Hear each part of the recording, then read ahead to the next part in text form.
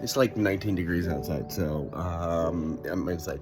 This is the Scorpion XT9000. It's Scorpion's carbon fiber adventure helmet, seen here in street mode, so it doesn't have a peak. If you have questions, here's the place to put it. I've got a review coming up. I've got about 2,000 miles on it. I've had it for about a month.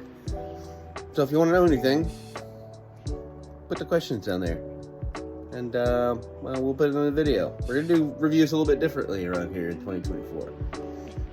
I want to figure out what you guys actually want. Oh, also subscribe if you haven't.